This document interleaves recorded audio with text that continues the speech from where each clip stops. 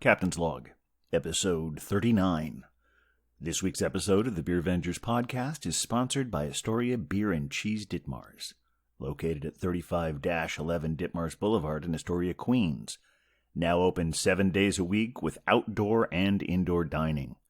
Enjoy the eclectic array of craft beer, artisanal cheeses, and specialty grocery items at Astoria Beer and Cheese Ditmars, home bar to yours truly, Captain Porter Brown Stout. Today's show features more exciting pours and experiences as Beer Wonder and the Captain have an early afternoon drink together. Whatever shall we call this episode? Remember to like, star, and subscribe us whenever that feels appropriate. And send us your emails at thebeervengers@gmail.com if you have any questions, suggestions, or if you just like hearing us talk about you on the show. And now, without further ado, please enjoy episode 39, Day Drinking with Captain and Beer Wonder. Well, we're the Beer Vengers, Beer Vengers, Beer Vengers. We're the Beer Vengers. Welcome to the Beercast, everyone. Coming to you from an undisclosed location in Astoria, Queens, I am Captain Porter Brown Stout. And coming to you from an undisclosed location in the County of Kings, it is I, the Beer Wonder! And we are the Beer Vengers. That's right. Yeah. Is that okay when there's two of us? It was kind of hypnotic a little bit. That's right. We are the Beer Vengers, at least two of them.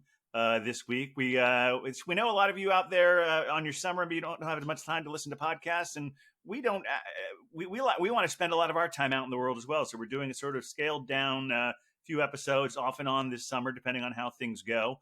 So we're going to call tentatively. We're going to call this Day Drinking with Captain and the Beer Wonder. I don't know what time you're listening to this, but it's about 1:15 in the afternoon on a Thursday here. So we decided we'd come out, have a beer, talk about a few things, and so without further ado, what do you have there, Beer Wonder? What do you have? What pour have you brought? Well, we are heading into the end of June, and in that June is a special month for many of us. I figured it was time to represent for some of the Pride beers that are coming out in New York, and so I have got from our friends at Threes Brewing the Gender Neutral with its bright, colorful can here. I noticed that one in a few refrigerated cases. Yeah, it's a good one. Definitely it pops out for sure. This one. It is listed as a pale lager with lemon zest. Seasonal beer, of course, just for this time of year. So I thought I would give it a shot and see how it goes. Very good. All right, let's crack this bad boy open. Beautiful little crack there. Yeah, awesome. Here we go. And 45 degrees. Gentle little pour here. Oh yeah, that's a nice. So it's a lager, so it's a nice amber color there. Yep, nice, clean, a nice clear color to it. Kind of, get that good straw and a decent head build up. I'm noticing it's kind of larger bubbles, but they seem to be sticking around because there's a little extra. There's some fun adjuncts in here that we'll get into in a sec. And I can already smell the light lageriness off the nose immediately. Very good. It defies definition. It is a non-binary beer. It's true. Although it calls itself a lager, but it's still gender neutral. Exactly. The beer that I have today is a... sponsored pour. That's right. It's a sponsored exciting. pour. That's right. From Astoria Beer and Cheese at 35... Astoria Beer and Cheese Ditmars at 35-11 Ditmars. In fact, by the time you hear this, we will have celebrated their 7th anniversary party. Which I'm so looking forward to doing that this coming Sunday. But yeah, I was there the other day, and Ryan gave me this one. It's another one under the auspices of the 12% Project. We need to go visit there at some point. I know it's all the way in Connecticut, but I guess they don't. They seem to be entirely a house for other brewers. So it's like it's sort of a. Okay. Have you seen any beers that are calling themselves 12%? No, I haven't. No, they're all beers that are distributed by 12%. Oh, wow. But they do have a tap room there. And cool. one of the ones that seems to make a home there is Timber Ales. Okay. This is a collaboration between them and Phase 3. It is called Chasing the Chaos. Oh, my. It's surprise. Love the can art, too.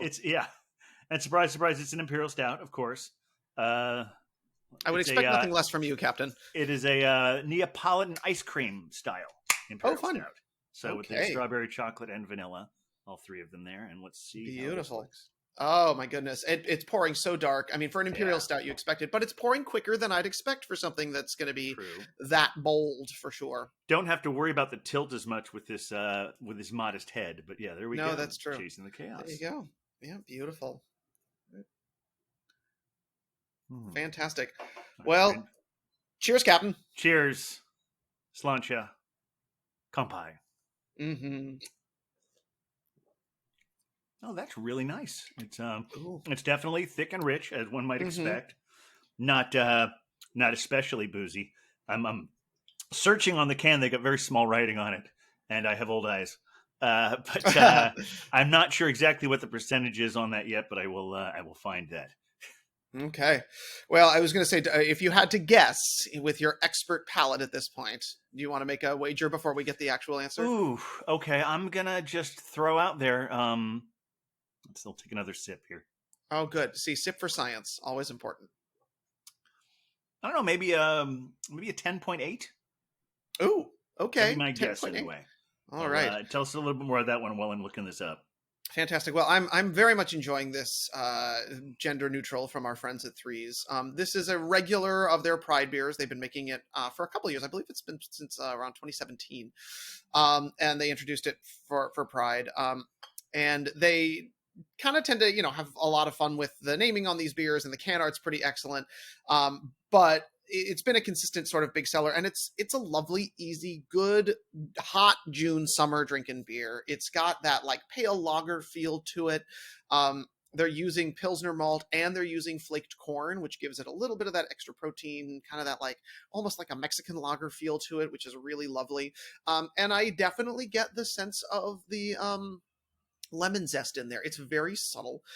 They do suggest that there might also be some lime in there. I'm not really getting that, but it's a very easy kind of goes down kind of quick beer. I can see how it would be great if you're, at a pride parade, letting the sun hit you while everyone's making a lot of noise. It would be a good cool down, relaxing beer. It's a little guy. It's only 4.5%, so Okay. it's not working that hard. But it is working hard in other ways, because just like with most of the beers that you'll see, this one, a percentage of it is going towards a good cause. So about 10% of the gender neutral sales go towards the Anti-Violence Project, which is a New York City-based organization that works with LGBTQ+ and HIV-affected individuals to address all forms of violence. They do a lot of organizing, support, and of course, education work. So it's good cause beer. It's good tasting good cause beer.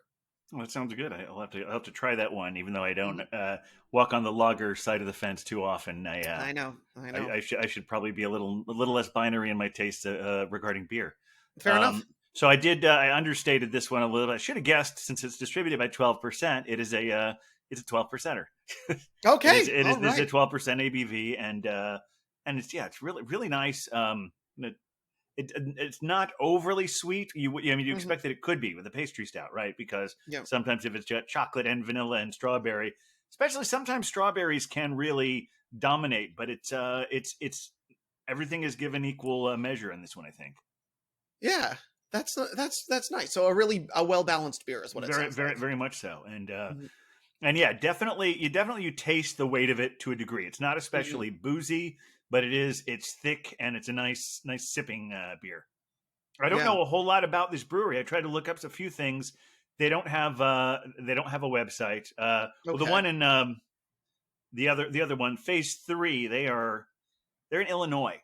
Okay, And I don't nice. know much about them. In fact, it sounds like it was pretty much based on the information they have on the website, or on the because when 12% distributed, they put a little paragraph to go out to all the distributors, and it's all about how Sean from Phase 3 helped us. So that's why nice. it's a collaboration. So it seems like it was mostly done here, but it was done in collaboration with a guy from Phase 3. Nice. So if I'm ever in Illinois, I may look them up. Yeah, that's very cool. That's great. Speaking of this one, I did want to mention regarding the can art. So Threes, of course, has very famously has this sort of like tectonic or this plates swirling design for all of their lagers. This is the same design that you'll find on anything else. So if you've had their Vliet, or you've had the Volition, which is their black lager, or any of their really kind of traditional light sweet things, this is the exact same can art, just rainbow-ized, which I think is kind of cool. I love when they do that. Yeah, it's really nice. And also, big shout out to Threes. They have continued their Threes to You contactless delivery program. So if you happen to be in Gotham City and would like a beer to just arrive fresh from the brewery, make sure you head over to their website, threesbrewing.com, and you can get fresh beer straight to your door. Unfortunately, without necessarily seeing another human, which I know is something we're all excited about now, but it's sort We of certainly are, and we're gonna talk a little bit more about that later. But although let's talk about specifically now with regard to Threes. They have two locations now, don't they? They have two separate rooms.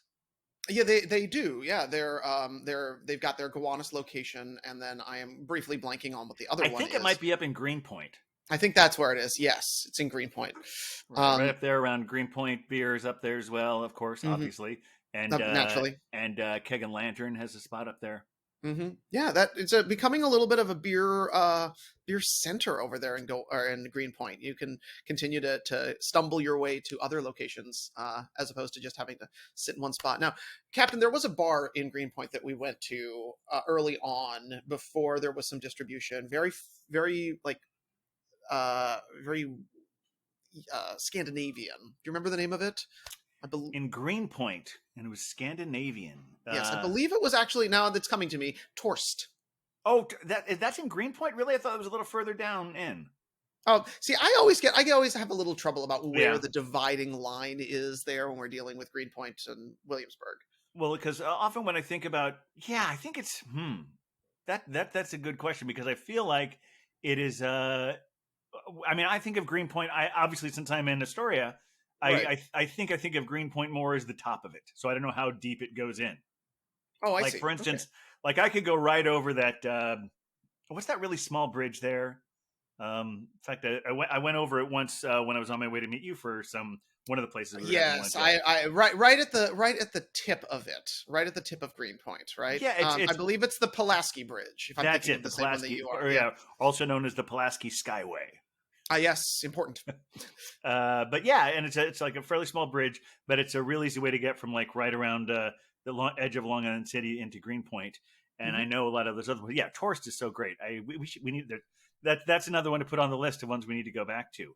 Yes, and I'm also having a memory of one of my favorite places that I only ever went to on a really spectacular first date that did not turn into a great second date. But that is the Spritzen House 33, which is this massive beer hall right across from McCarran Park. So again, sort of getting into Williamsburg, but within spitting distance of other Greenpoint locations, actually very close to Keg and Lantern, which is certainly on my list to get back to. Just massive, massive space with great German-style beers and a beautiful park view. So good. Now that outdoor drinking is continuing to be in. Yes, I'll check that place out. The other great thing interesting thing about Torst is that they used to be partners with Evil Twin. Right, I remember that. That was like sort of the Evil Twin resident bar, and to the best of what I've read about it, because you never know what's really going on. You only know what they tell the press. Unless you're friends with Yeppe, and even then, who knows? With the trickster that he is, who knows if he'd tell you the truth, or he might tell you some version of it that's more fun. Right. I think when they opened up the first Queen's Tap Room, they needed all the resources they could, so they divested themselves out of Torst to free up resources so they could put together the beautiful greenhouse there in Ridgewood. Yes, that makes sense. Well, and now they're beautiful, not quite greenhouse, but greenhouse-esque here near my undisclosed location in Dumbo. Yes, well, I believe when you and I and Huck were there a couple weeks ago, that's our waitress was telling us that that it was sort of like a tribute. The fact that there was greenery on the walls was a tribute to the fact that there are other places a greenhouse. Yeah, it's a legitimate greenhouse. It's a legitimate greenhouse. Yeah, that's like sort of the whole design for it, which made it perfect for both indoor and outdoor. But I believe they're well into doing indoor as well. Yes, very much so. Well, it sounds like two good pours this week, and chalking a few more up to the list. But you know, it is kind of a fun time to be a beer drinker in at least Gotham City, because we are in the month of June, which of course puts us directly into Pride Month, which is always a fun time that our breweries here in Gotham City start to put out all their Pride beers. And so I figured it was a good time to do that. Queer culture and beer are actually inextricably linked, as watering holes were the places where queer people certainly met early on, before things were a little bit more accepted and out in the open. So it's fun to see the brewery sort of maintaining that tradition and putting out beers that are connected to causes. And the New York City Brewers Guild, as always, has done a scavenger hunt this year, an Instagram scavenger hunt to check out all of the Pride breweries that are happening, or the Pride beers that are happening all around New York City. I'll call out a couple that are definitely always on my list. United by Beer by our friends down at Five Boroughs Brewing is a delicious IPA. There is always the Stonewall IPA that comes out of Brooklyn Breweries. Yes, which apparently they're going to have that all summer. It's not just a Pride Month thing. They're going to they're planning on keeping that around for a while. Well, and that one actually they continue to have in their tap room at Brooklyn Brewery. So if you went out to Williamsburg, speaking of Greenpoint area, you could always get yourself some of that Stonewall IPA. So I actually wound up and was finding that throughout the year at my local beer shop, and so I was enjoying that throughout the pandemic because it was just fun to be able to drink it. It's a really good beer. Yeah. So a lot of folks are doing there, and they're all connected to different queer causes. But I know that, speaking of beer and queer spaces, Stonewall has actually been in the news for some beer action recently, right, Captain? Yeah, I mean, it's funny because we always talk a lot about the evils of the corporate beer venger sphere. Well, not the beer venger sphere, but the hoposphere, whatever you want to call the beer world, the beer world, and the struggles between the corporate beer world and the indie beer world. Mm-hmm. And we have had plenty of reasons not to like Anheuser-Busch, or as their full name is, AB InBev. Yes, AB InBev. And of course, so a lot of them, since they are corporate and they want to appear to be a good corporate citizen, they will do all kinds of, Pride beers and wear a rainbow flag at the right time of year. But at the same time, they're contributing to politicians and causes that are working against the cause. Mm-hmm. And Stonewall Inn decided to call out AB InBev on their hypocrisy. Mm-hmm. And they're not going to be selling their beer for the immediate future. And they had a whole demonstration yesterday where they poured out all of the AB InBev beers on the curb. It was a very powerful moment. My first thought when I saw it was the same thing. I had a weird gut reaction because you remember back when we thought it was okay to protest France because they were right about we shouldn't go into Iraq. Yes. Freedom fries, I think they called them, right? Freedom fries, and they had people pouring out French wines. And that was just, but I also looked at this sort of thing as like, my first thought is, well, you already paid for that beer. Fair. But then on the other hand, they have a limited amount of storage space, so they can't just leave it. If they say, we're not going to sell this, but we have all of this, they need the space to carry the beers they're actually going to sell. Right. So, that is true. So I guess that's probably why they decided to have that moment of like, okay, we need room for the beers that aren't funding hate, so let's just dump out all the beers in the street. Well, and if with the history of at least Pride in especially coming out of New York City, Pride being a protest, it is kind of fun to see one of the centers of that, one of the historic centers of that, at least in Gotham, literally taking the protest to the streets with beer. And I imagine that there's, especially with so many breweries just in New York City alone, let alone all the other genuine allies of the craft beer industry, it's ultimately going to lead to Stonewall having better beer. And if AB InBev ever backtracks, they're going to say, well, okay, actually people like these beers better. So you had your chance, evil corporate assholes.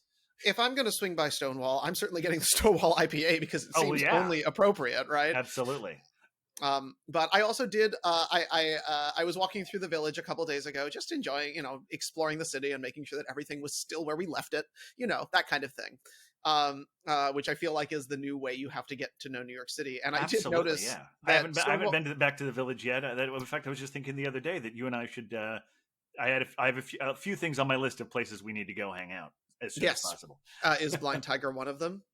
That was the top of the list. Yes. Well, there you go. Now, beer vengers out there in the world, in whatever state, country, parts unknown you're listening to. We did not discuss that particular before the show. We actually do. You have a little bit of a pre-show talk before this. We did not say that, but absolutely, Blind Tiger was the first place I would say let's go there as soon as possible.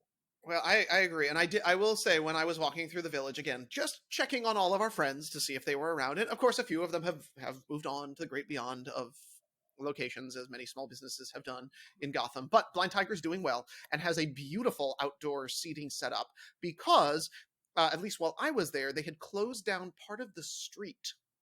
So next to, there's a side street that is there that's a little bit more residential, and that part was closed down, and there were tables all throughout that area. So folks were sitting outside having a beer.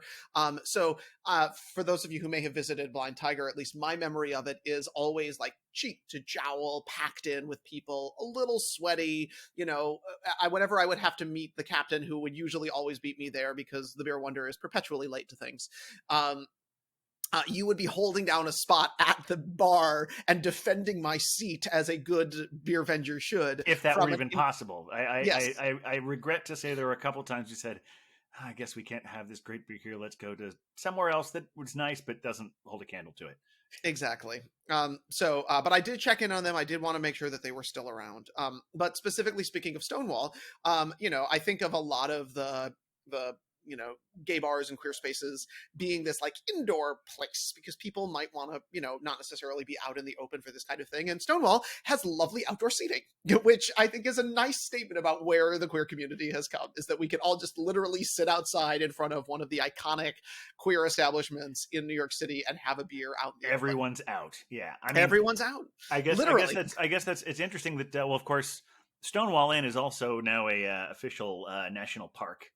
Or on the National Park Registry, which says something really, it's sort of kind of cool. And I mean, it's a little sad in some ways, but ultimately it's because of all the progress we've made, right? Is that gay bars are increasingly becoming relics because queer people don't need to have, they're since are much more welcome in every other space and being out. And also that on top of the apps, I think that's a big part. Right, exactly. Yes, there's so many other ways. It used to be the only way that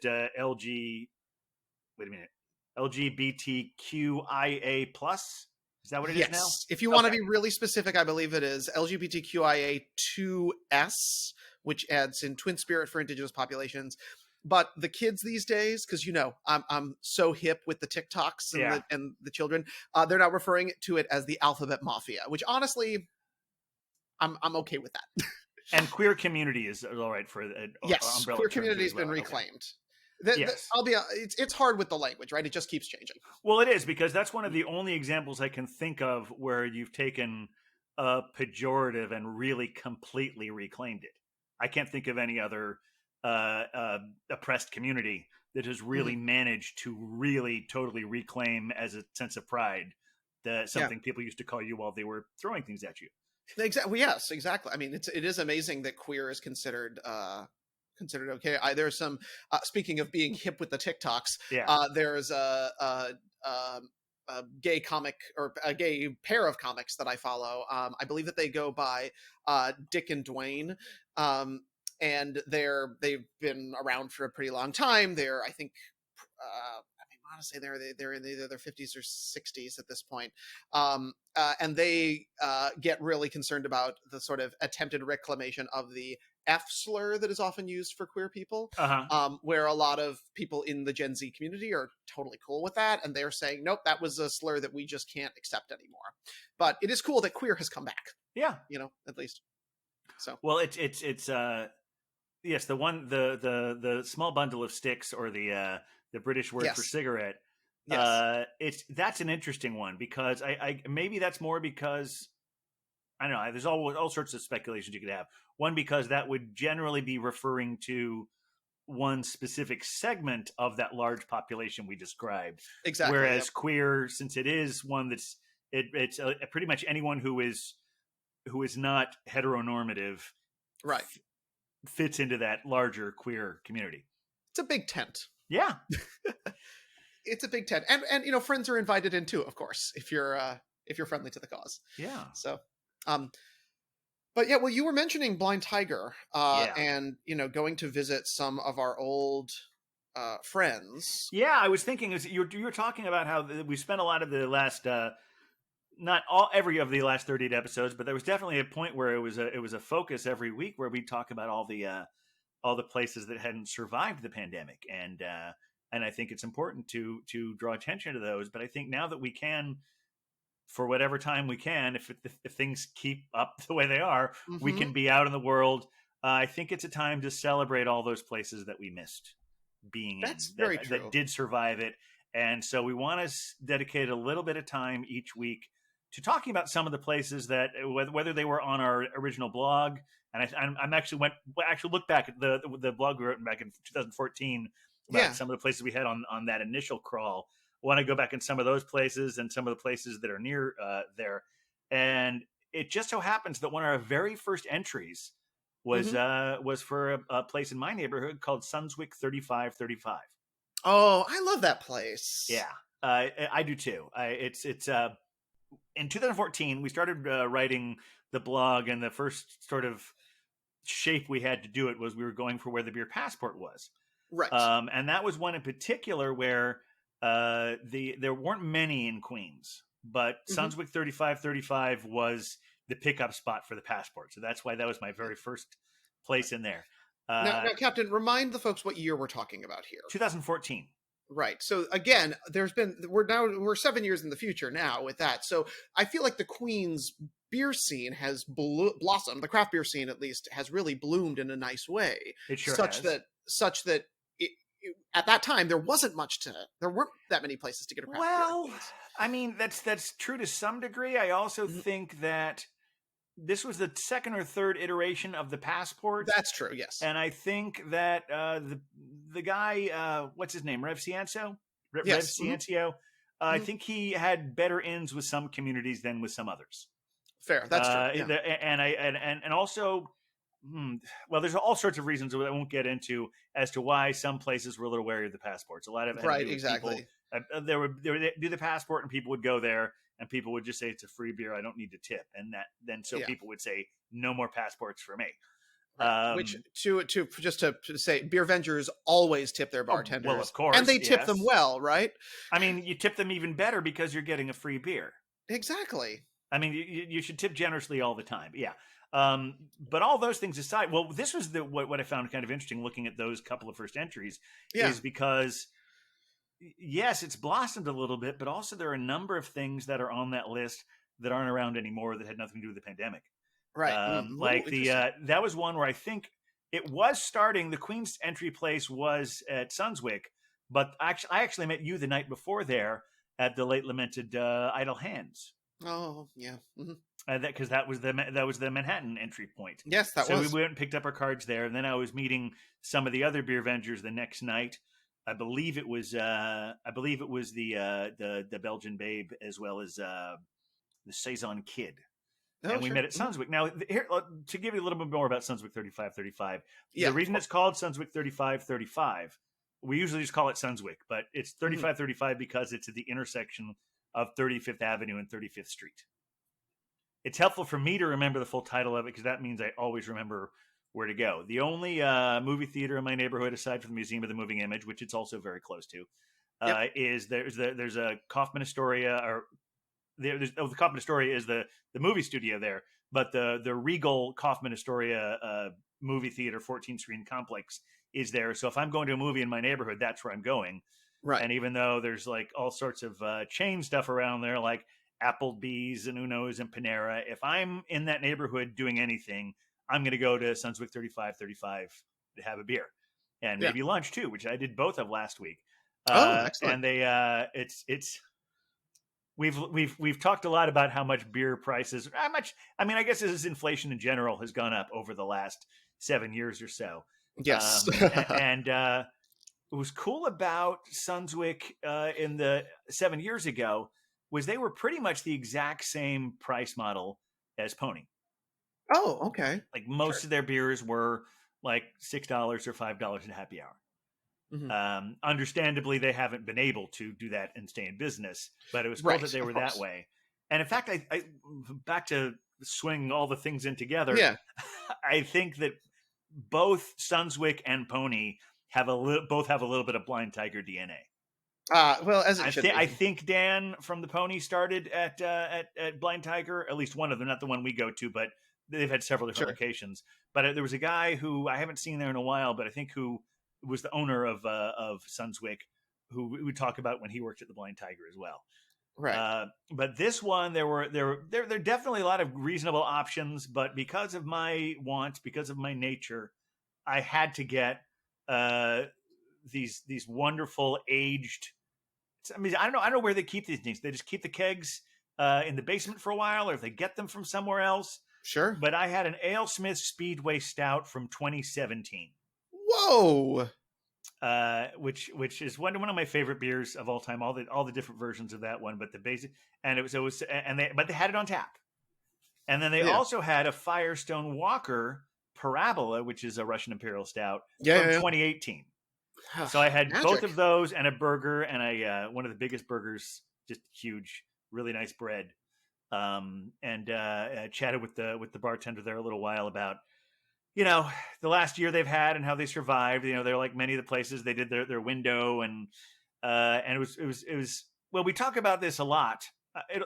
I'm predicting that in a month, either some horrible thing is going to happen, or we will completely stop having the conversation about how, and I wasn't sure what to do about the masks, because things are evolving so quickly. Right, exactly. But I was still, and I still am, in the situation when I go to a new place, I'm like, mask or no mask? Mask? Where's the sign? What do the signs say? Yeah, exactly. And I just sort of looked in and saw that said, if you're vaccinated, it's okay. And no one inside was wearing one. So I'm like, okay, I guess I can walk in, and I'm still going to ask. But yeah, it's free.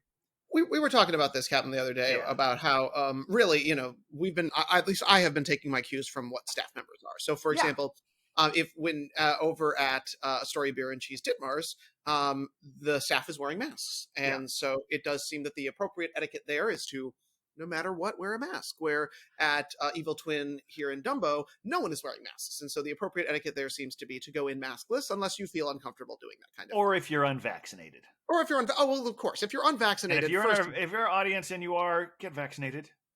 Since we were going there, like. Yeah, that was what I was going to say. Like, get your damn shot, okay? Get both of them. Help Uncle Joe get us to 70% first vaccinated by July 4th, which is not that far away. Yeah, it looks like it's not going to happen though. Yeah, well, No, I mean, maybe there'll be a big surprise. That's just what I heard on the news yesterday. No, and then when I say the news, I mean like one of the main three networks. I don't watch a lot of television news, but Well, I'm living my best County of Kings liberal bleeding heart situation, and I only listen to National Public Radio. So. Well, I listen to a lot of that as well. I know you do. We talk about that. Yes.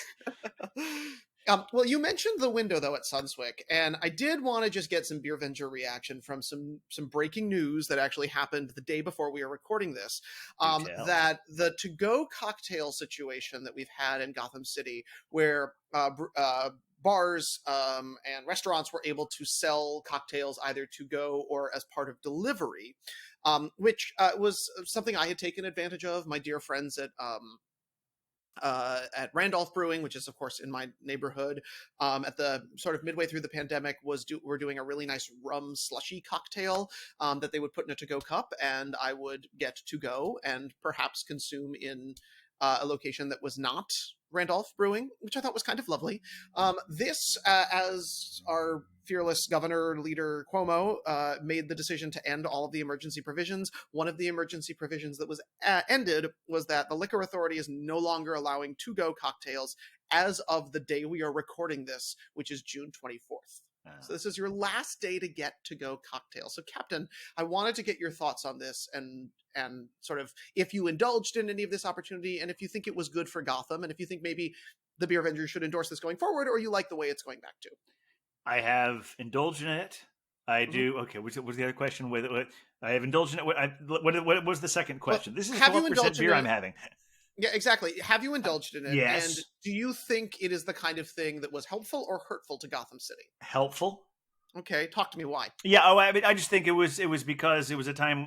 It was initiated at a time when all of our businesses were having a hard time, Mhm. And I honestly, though, I can't think of a good reason not to keep it going, because for one, just because they're allowed to have 100% capacity now, Mhm. and just because and presumably it will stay that way, Right. and best case scenario, it's still going to take them a long time to get out of the hole they've been digging in themselves in the last year. Right. Exactly. They need every bit of help they can get. I think that's a big reason why the people who want to park their cars in the street are losing the battle. As far, I mean, if we think we need to help the restaurants to the degree of that we need to keep all that outdoor seating, I mean, Yeah. there's some places, and if this is what they need, I support that as well. That their outdoor seating, in some cases, far exceeds what their indoor seating was previously. Right. Exactly. But if Exactly. they can serve that many people and they can do that, and so the idea that just because we're at 100% means we have to stop helping people out of the pandemic. I mean, if one thing we can do to help people as continued pandemic relief is let them sell to go cocktails, why Yeah. not? Oh, most definitely. Yeah. Mhm. But the one rule that I on the other side of the thing that I'm happy that they've finally gotten rid of is the Cuomo snack policy, Oh yes, the dollar chips or whatever it was. which is especially annoying if you're like on a crawl. Like, I mean, it like, say you go to a place and have lunch and a beer, and you want to go to another bar in the neighborhood. You just eat lunch. You don't want to have to get another piece of food, no matter how small it is, just because it's some edict from the governor. Exactly. No, agreed. Agreed. Yeah, the Cuomo chips were a whole unique setup, Cuomo and chips, I right? think yes, I well, no, I mean it was whatever, but it was you'd No, have I to. think I said Yeah. Cuomo snacks, but Cuomo chips, I think, is what they were calling it, and that's a better name. Well, no. I in fact earlier this, or I guess last summer it would be now. I went on a little adventure in upstate New York with a friend, and we swung by a couple. We went to a cidery because she really enjoys cider, and we had lunch there, so we were taken care of with food. But we also went to a distillery and wanted to try some of their stuff there. And they weren't selling individual chips; they were selling you a full snack pack. It was a whole poo-poo platter of different kinds of salty, crunchy things, And that was the only thing you could order. I was the only thing you could order because they were a distillery. So they had just gotten they'd gone to probably a Costco or something and just jammed whatever snacks they could find into a bag. I think there were like Reese's peanut butter cups in there, which was really weird with the Moscow Mule I was having. Yeah. But it was their way of getting around it. But that said, they were clearly selling it at cost. And it was just their way of getting around this. So For me, well done, Cuomo. the best version anyone did was Iconic Brewing had like 25-cent pretzel rods. Actually, that's pretty good. Yeah. Yeah, so they just give you like a big like jar full of pretzel rods. Here's a quarter. It's not costing you too much. It's not costing them too much. It's fulfilling the obligation. Exactly, and also a pretzel rod is usually good with a beer. Yeah. So, yeah, always a solid combo. Well, thinking about sort of weekend beer kind of stuff. Yes. I did want to give a shout out to our dear friends over at Evil Twin here in my neighborhood in Dumbo, which is they're not only doing beer, and for those of you who know, and many of us have moved into remote work or computer work, they have become a great location for those of us living in Dumbo to come and hang out because they open up at noon, 10 o'clock on the on weekends, but noon during the rest of the week. And they have great fast Wi-Fi, and you can sit there and you can have a beer and you can do the work that you need to do, which, if that continues, more power. But they have now added, for those of us who maybe can't really do a beer at 10 o'clock in the morning, I know this is day drinking with the Captain and Beer Wonder, but like 10 a.m. feels a bit early, right, Captain? I mean, it depends what time zone I'm in, but sure. Fair enough. Fair enough. I mean, well, honestly, if I'm getting on like a 5-hour plane ride, and I've just come from someplace where it's all, I mean, I've definitely been in situations where I have had, I wouldn't be drinking this early, but maybe I'll nap a little on the plane if I have a beer and a couple of cocktails. Yes, and airports are non-places, so they exist outside of the realm of space and time, true. let's be honest. That's very true. Yeah. But for those of us who do live in a physical place, I am very excited that Evil Twin in Dumbo has opened up their coffee shop. So now one can swing by and get either window service, or you can go in and grab yourself a cup of coffee. My neighborhood, unfortunately, had a really wonderful coffee roaster and known as Brooklyn Brooklyn Roasting Company, which was all over the place. Their hive was here in Dumbo. They had actually 2 locations. Their big location where they were roasting completely went out of business at the beginning. I'm sure the rent was there. And then their smaller location, which was just up the block from where I live, also folded. I want to say about a month ago now. So that meant that our only coffee shop location, at least within the confines of Dumbo, was a Starbucks. And, we talk about how much we dislike AB InBev. I'm going to go to anyone besides Starbucks. So I'm excited that Evil Twin is now one of our, I believe, 2, there's potentially a 3rd one that's opening up, coffee shops with big seating areas where those of us who like to work in places can go. So I'm excited to start to get there nice and early, get myself a cup of coffee, and then slowly transition over to beer. That sounds great. It's funny. In this last year, since I wasn't leaving my apartment and I couldn't get enough good stuff at grocery stores, I did all sorts of experiments with mail order coffee. Oh, yes. Curious about Brooklyn Roasting. I actually got some free stuff from them one time to bring it full circle. Yes. Well, it's not full circle since there's so many connecting points. I don't know if it's a giant parabola to go back to Firestone. I don't know, some kind of geometry nerds fight me. I don't know. I don't know what I'm talking about here. I wound up getting a thing from Brooklyn Roasting as a premium from WNYC. Oh yeah, mm-hmm. And I still have a little can that figuring out what little tin can that it came in that I'm trying to figure out exactly what to do with. But I ordered from justcoffee.coop, which I first heard about on Mark Maron's podcast. Thanks to the Belgian Blonde, I ordered some stuff from the Birds and Beans. Mm-hmm. Got a nice big 5-pound brick of stuff from the Scarlet Tanager coffee. But the one that I've used more than any other is Puerto Rico. Oh, yeah. Which is, they've got a few of them, but the one I always used to go to is in the East Village on 8th Street, that were just right below St. Mark's. And so I was just recently thinking about, okay, the next time I'm about to run out of coffee, I'm going to actually go there and buy it in person. And when I do, I'm going to go to the Proletariat. Oh yeah. When were you last at the Proletariat?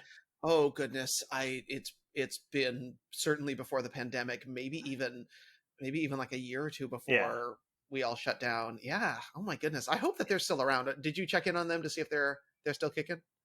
Oh, the Proletariat? Oh, definitely. Yeah. I was just looking at their Instagram the other day. So yeah. So I think right in that sort of little general area, I want to see a show at the Crane Theater.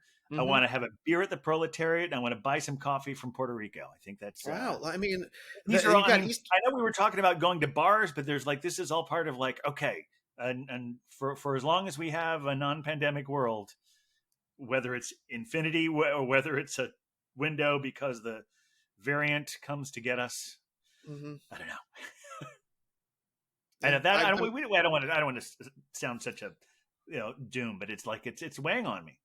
I feel safe when I go out, but I also feel like what's next? I think there's no way we can go through what we've gone through in the last 15 months without thinking okay, any wonderful thing still feels a little bit like borrowed time. Yeah, no. And people are taking their time to figure out what their version of safe is. And you need to take that time, but at the same time, I will always put the plug in for it. It is important to make sure that we're taking care of all of our small businesses, especially those that have made it through, and especially those that sponsor our podcast. Oh yeah, like who? Like Astoria Beer and Cheese Ditmars at 35-11 Ditmars, and you and I a few days ago had a really nice. I guess it could be called a production meeting / day drinking session / lunch at Astoria Beer and Cheese. It was pretty hot. But it was we got just enough shade to make the backyard bearable, and we had some nice beers there and some sandwiches, and I'm so looking forward. It's funny, we're not even plugging now because by the time you hear this, it's already happened. So I hope that we'll see some of you when we go there Sunday night for their big 7th year anniversary party. We've all ordered our sandwiches. We just figured that out a few days ago. Yeah. that we all had to order. It says like, oh, it's just, we'll bring you food. And then you get way to the bottom of the email, like, oh, and here, choose between these 4 sandwiches, and they all look incredible. Which one did you choose, Beer Wonder? Oh gosh, I'll be honest, I can't remember anymore. The one I have, I know, is like, it's like steak and there's horseradish and no, it's not steak, it's roast beef and horseradish and now I'm forgetting what else it is, but it's there. There's definitely obviously cheese, but I'm not Naturally. but it was just looked really, really good, and I can't wait. That sounds fantastic. I mean, I'm looking forward to it. They always throw a great party. I'm sure we'll have plenty to talk about next week. Yes. discuss We the might try and adventures that were visit some there. other places as well. Some of the places we mentioned on this list, depending on Mhm. how that all comes out. Mhm. I obviously Blind Tiger and we will definitely make a incognito trip to Staten Island at some point in the future. Oh, naturally, at some point we need to again get their penance from them, and also maybe I don't need to make any amends at all. I just want to go see what's good there. It's fair. It's fair. I It's just fair. It's a lovely borough in certain places, and also, okay, you know what? Here's the thing. I'm just going to unload on Staten Island for a hot second. Please Okay, do. Yeah, I think it's. I know. I'm always the one who's trying to like keep us all nice and polite here. But here's the thing. I work the elections every year. If you did not vote in this local election and you live in Gotham City, I don't like you anymore. But their Joe Borelli, their city council member, hard pass, dislike, get out, dude. You're the only one on the ballot.